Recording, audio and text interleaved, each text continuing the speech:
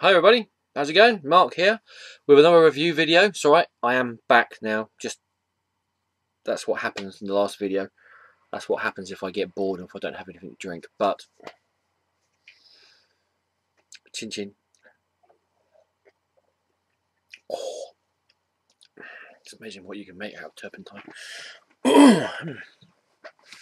Yes, review. Quite a few comics to review. Finally come in the post. Just a few things I thought I'd show you beforehand. As you probably know, I went and saw the Avengers movie last Friday. If you want to know my thoughts on it, just watch the previous video. But they were giving away free keyrings when they made, when you bought things like popcorn and a drink and that. So I thought, yeah, why not? So I was chatting with the people behind the thing. And there's 4 keyrings to get, and you get it every time you go large on a combi thing, whatever that may be. I don't know if these will show up, but we'll give it a go, and you'll probably end up seeing me blur in a minute, but there you go. That's probably the best way to see me. That's Thor. Close up. Boss-eyed Thor. If I could see you to throw my hammer at you, I would do, but I can't because I can't see you forward. I mean, they're just flimsy, plasticky, cheapy things. Whoa. Hello. Do that a couple more times. There's Captain America. As he comes into focus. With his shield and there you go. Not as boss-eyed as Thor.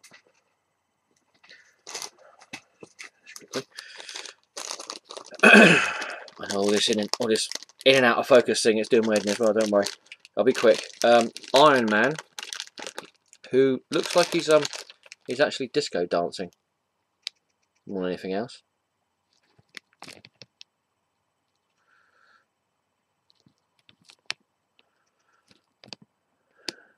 Yep. You can see that through the glare of the plastic in it. But the best one, I thought was the best one anyway, is the Hulk.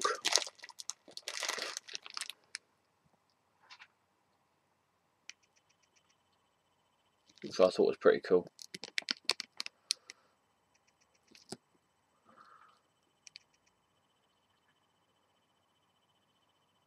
And again, not as boss-eyed as the Thor one, but there you go. So there you go. And we're back in focus. So yeah, there's some freebies there. And also, to commemorate, I suppose the word would be, the release of the Avengers movie, there's a newspaper, if you can call it that, loosely, called the Daily Star on Sunday. And it was giving away a reprint of the first ever Avengers comic.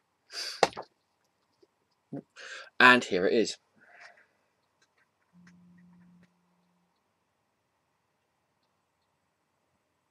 There you go. How cool is that? Obviously you got it exclusively free with your Star on Sunday. And it original first issue from 1963.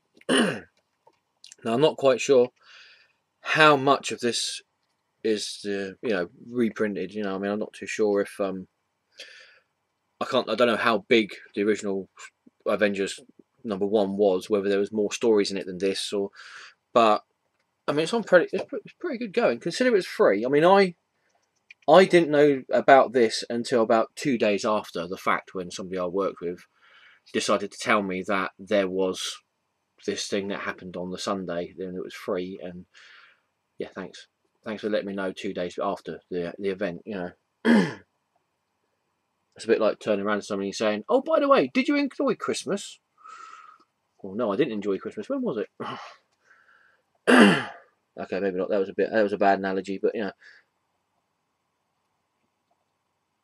you go. It's pretty good. Pretty good quality.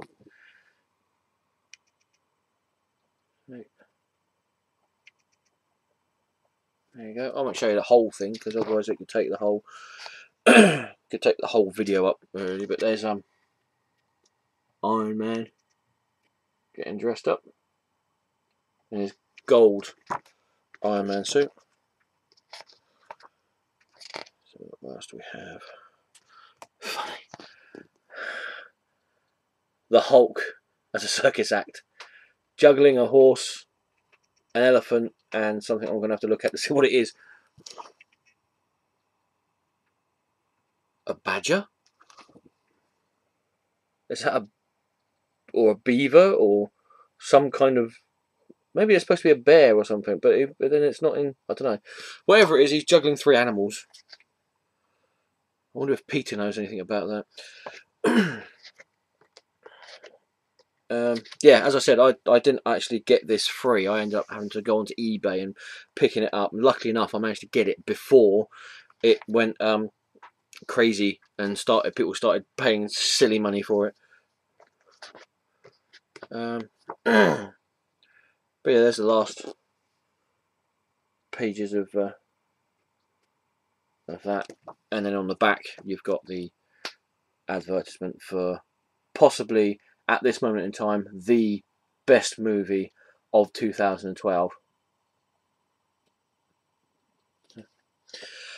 So there you go. That's a few little bits and bobs that I've picked up along the way since the last review video.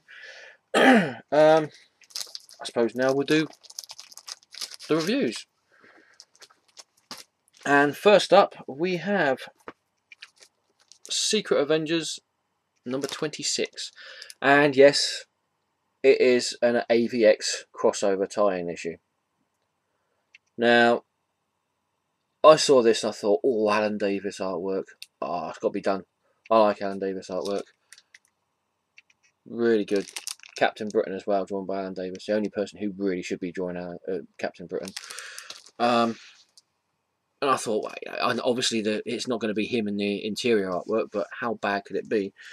And I'll just show you a bit of the interior artwork.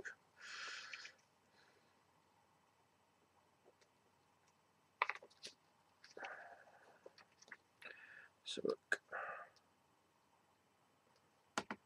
that's how bad it could be. Yeah, really not digging the artwork in this. Who is it? By Guidus. Really not doing anything for me. A brief recap of the comic. We have a little history on the Phoenix Force. We have Thor and Valkyrie getting drunk and trying to get Captain Britain drunk. We have War Machine getting turned into scrap metal again. I thought he got turned into scrap metal in the Invincible Iron Man comics as well. Can't that bloke do anything right, you know? And then we see at the end Captain Marvel back. Or is it Captain Marvel? Is it another Skrull? Is it a clone? Is it a interdimensional Captain Marvel? You know, for a character that's been dead for so long, you know, he seems to be popping up quite a bit. You know? But then I suppose it is comic books and that does happen. And next up we have Moon Knight number 12. And before I do this, actually, I just thought I'd say that you really don't need to buy this. If you're getting AVX, the miniseries, you really don't need to buy this because it doesn't really add much to the miniseries. It goes a bit more in depth into the group of Avengers that go into deep space to head off the Phoenix Force at the pass, so to speak. But yeah, I've got it basically for the Alan Davis cover. Right, Moon Knight number 12, and I'm really disappointed with Marvel because this is another Bendis and Malev comic that was cancelled too soon. They cancelled Spider-Woman, which I thought was brilliant, and now they've cancelled Moon Knight. Whether it was because people couldn't quite get the gist of the whole sort of like the multi-personality schizophrenia of Moon Knight. By the looks of it, they were trying to give him get him more like sort of the powers of someone like Taskmaster, who reads how people move, and he can reproduce people's physical powers, so to speak. You know, if they like Captain America or the way Wolverine fights or such. But I was really enjoying this. I thought it was really good. And this, by the looks of it, ties in to the next big Marvel thing, which is called Age of Ultron. And we all know who Ultron is, don't we? The computer that was created by Henry Pym, who now is trying to destroy mankind because he sees mankind as imperfect, and he sees himself and robot kind as the perfect beings. And this, I suppose you could say, this whole series is a prelude to the Age of Ultron event. I'd imagine you would say that's going to be happening sometime soon in the future. Might be, I mean, you've got Avengers versus X-Men now, so I suppose Age of Ultron could be the summer event, although I would have thought that Avengers versus X-Men would have been that. I suppose it could come straight after Avengers versus X-Men. But yeah, like I said, I'm really disappointed with Marvel because I was really enjoying this. What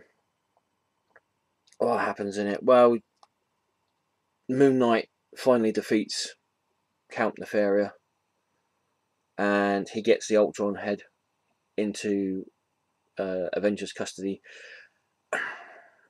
and then he ends up leaving Hollywood to go who knows where in the next series of Moon Knight that they're going to bring out, which I'm sure they will do in a few years' time. But yeah, really good series. If you can pick this up in trade, it was a really good little series that came out as far as I was concerned, and you know, it was probably one of the best takes on Moon Knight that has happened in quite some time, probably since about the mid-80s, I think. And what do we have here? We have New Avengers number 25 with a really kick-ass cover of Iron Fist with the Phoenix Force around him. This goes more in depth into the past of the Iron Fist, the legacy of Iron Fist, and also its possible connection with the Phoenix Force. Now, I don't want to ruin it for anybody who hasn't read this yet who wants to pick it up, but this is a really good. Out of all the crossover issues that have come out so far for Avengers vs. X-Men, this is possibly the best one that's come out so far. Yeah, it's really good. And like I said, it's got a fantastic cover on there as well, with Iron Fist on there. Definitely, by the looks of it, the best cover of the week. Well, last week, anyway. And also another Avengers vs. X-Men comic, Uncanny X-Men number 11. And if New Avengers number 25 was the best Avengers vs. X-Men crossover issue so far, this is probably the second best. Okay, it does replay everything that's happened up to and including when Cyclops fires his optic blast at Captain America. It goes more in depth into the fight between the Juggernaut-possessed Colossus and the Red Hulk. And I thought it was pretty cool, actually, when they... Well, I'll show you, actually. I thought it was pretty cool when Colossus mutated into this weird undersea monster sort of thing. There you go. Ah, pretty cool.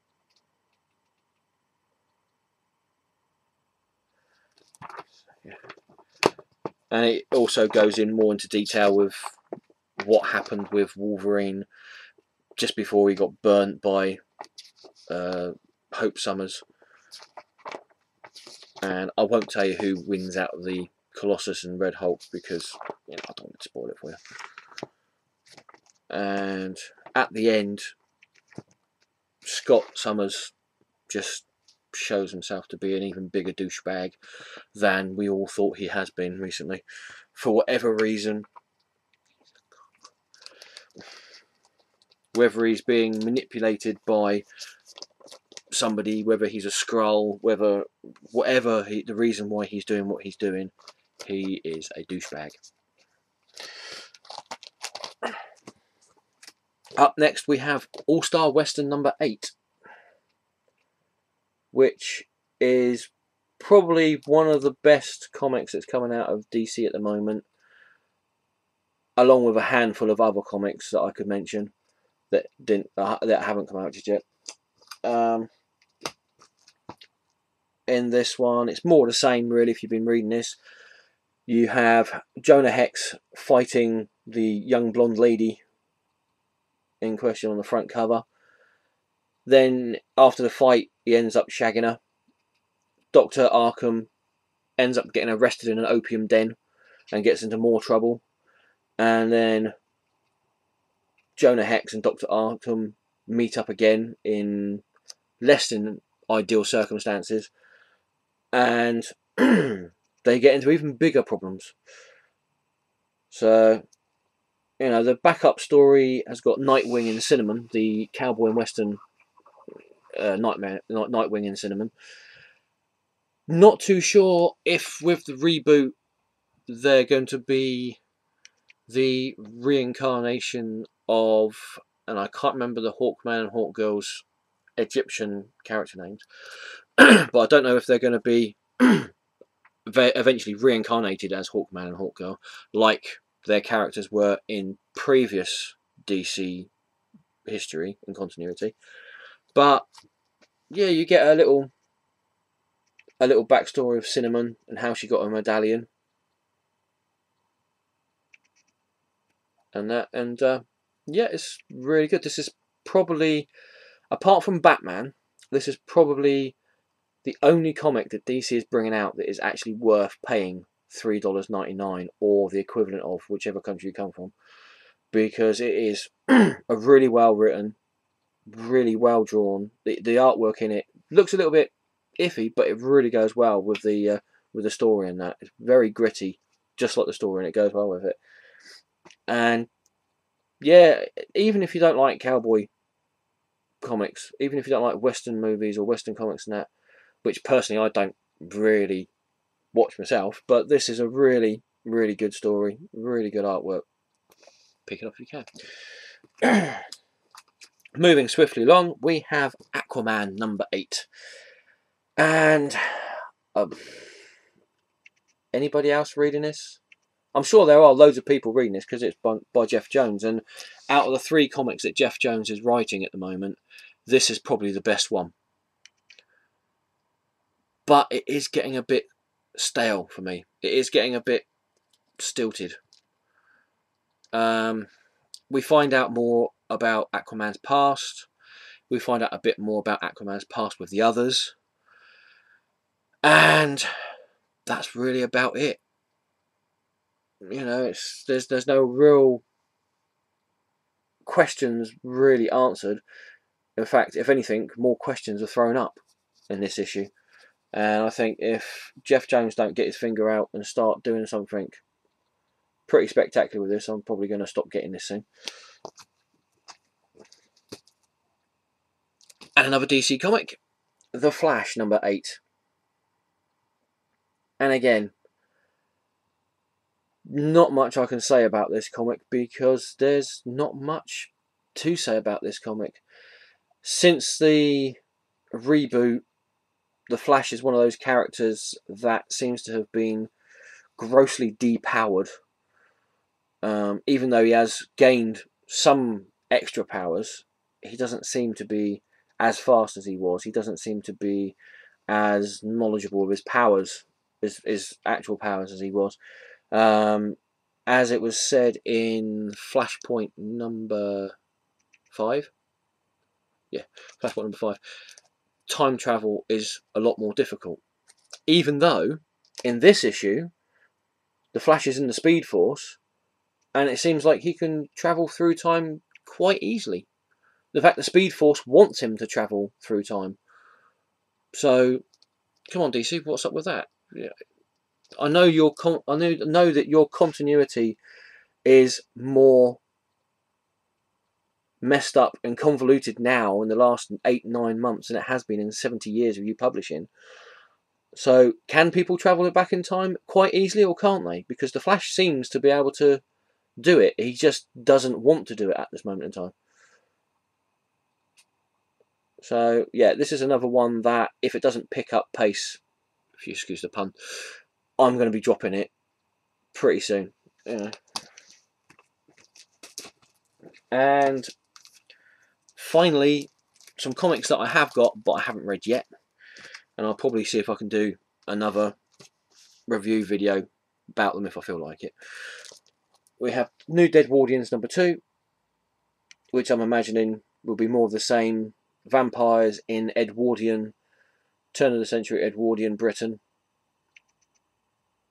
with zombies as well, which I thought was pretty good. And I Vampire #8, which is the conclusion of Rise of the Vampires, which if you go and see Ghost Critic on his channel, he does a review of this and Justice League Dark #8. I haven't read this yet because I haven't got my copy of Justice League Dark yet, and I'm going to wait until I read that before I read this, which I shall be getting on Saturday, which is Free Comic Book Day. And finally, also, comics that I haven't read, that I've only just picked up, had sent to me, is The Punisher #10. It's a really nice cover there. Punisher #10, which is part 2 of the Omega Effect, and Daredevil #11, which is part 3 and the final part of the Omega Effect. Now, with the Omega Effect, did Marvel want people to read this? Did Marvel want people to know what comics were in the 3-part story arc of the Omega Effect? Because when you had, excuse me, when you had the Avenging Spider-Man #6 that come out, it was emblazed with the Omega Effect Part 1, you know, and you had Spider-Man, Punisher, and Daredevil on the front cover, and everyone knew what was going on.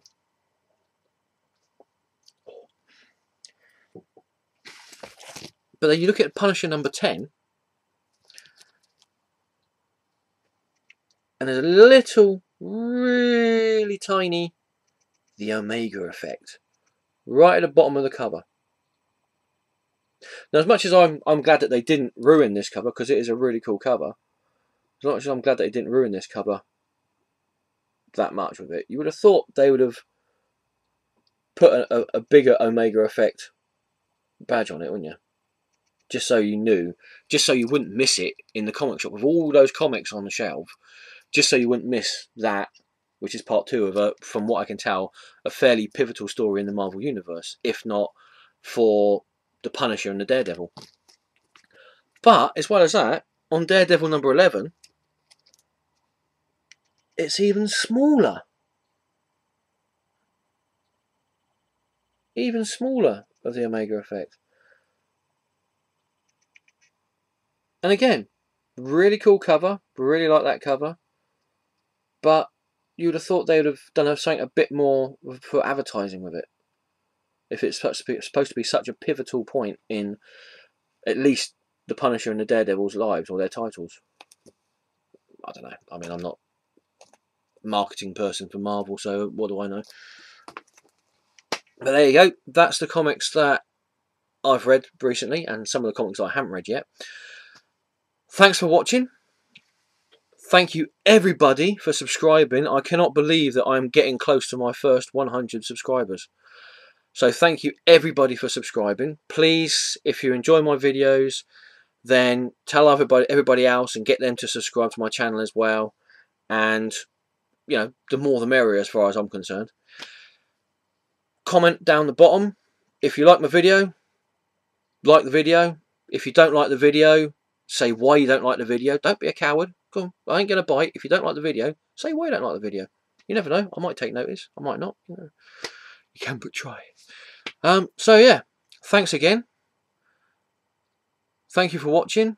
And with any luck, I might have a special video on Saturday to do with the Free Comic Book Day that's going on Saturday, just in case you haven't heard anything about it. So yeah, again, thanks very much for watching. Take care. Ta-ta for now.